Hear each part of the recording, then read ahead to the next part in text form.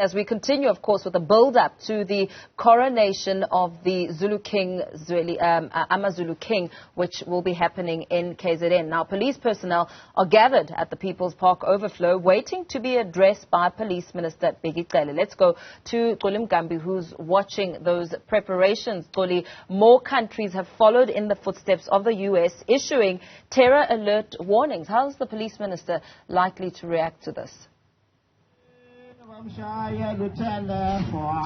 Mpo, it's anybody's guess what the police minister, alongside his top brass here, are going to say to the rank and file that you're hearing singing in the background. They're being led by one of their colleagues who is on stage. It's basically just practicing of sorts as they await the police minister. In fact, let's do that. Lungelo is behind the camera and he's going to be showing you exactly what we are seeing at People's Park. This is the overflow, Mpo, as you mentioned earlier, and this is where the police rank and file, these are the men and women in blue, including other police officers who are in camouflage, some of them, and these are the people that are tasked with protecting this event at the coming weekend, Mpo. And you mentioned that more countries have now followed in the footsteps of the United States, issuing their terror alerts around South Africa. This is quite worrying because you now have France, you have Australia, you have Canada. The understanding is that these countries are warning of exactly the same thing that the U.S. Embassy in South Africa warned a little earlier in the week. We've already heard the President expressing his displeasure, if you will, about how this could have been handled by the United States. But Mpo, as you mentioned a little earlier, I'm not alone. My colleague Ziyanda Ngcobo is watching from the other side. Ziyanda, hopefully you can hear me. It is a bit loud as the police personnel try to keep themselves in high spirits here. What are you seeing from your end? I can hear you.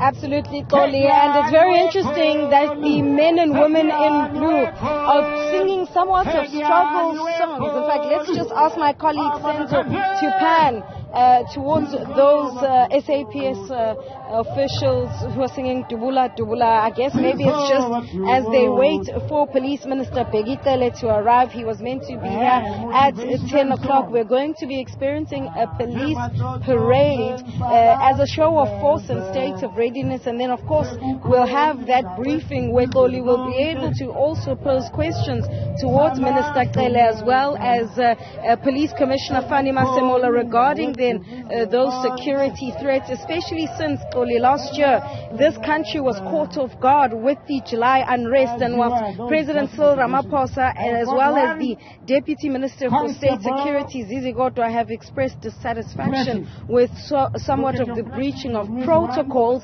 it's not unfair for South Africans to be questioning who exactly they should be listening to. Have the police and the ministry received any intelligence report to be on standby, to operationalize any kind of security plan in response to a security threat? This is very critical, over and above then what will be taking place at the Moses Mabhida Stadium. So certainly, insofar as the preparations for tomorrow are concerned, both here at the People's Park, which is across the road from Moses Mabhida Stadium, as well as the actual main venue itself, it's all systems go. We need to close here, please. Can you assist us if you know you've got a car? Ziyanda Ngcobo, thank you very much for that update. Watching the exact same gathering that I am watching with her, and she raises a very important point, Mpo, and that is that the July unrest, South Africa's intelligence operatives, South Africa's police intelligence, completely flat-footed in them trying to understand what was going on at the time. And we had that admission, in fact, from as high office as that of the president to say that the police's, or should I say the country's security apparatus simply did not rise to the occasion when the country needed them to. So these terror warning alerts, this is something to be extremely worried about. But we've already heard, for example, the Deputy Minister of State Security, Ziyanda, downplaying these alerts, and in fact, preceding him was the minister in the presidency, Ngcobo, who is the minister charged with state security, because remember, that particular responsibility was now put on the shoulders of Ngcobo. He doubles up as minister in the presidency, but also the minister responsible for state security. So what are the country's authorities going to say exactly? I mentioned earlier, Paul, that the president sought to explain this by saying that the United States could have handled this a little better, given that they have these worries, but the manner in which they have done this, clearly he is unhappy because it is going to send panic to the people of this country. So should we sit and be comfortable with the reassurances from South Africa's ministers when they themselves in July were the ones admitting fault, saying that things did not were not handled as they should have been? I simply don't know, Mpo, but we are going to press the police minister around these issues.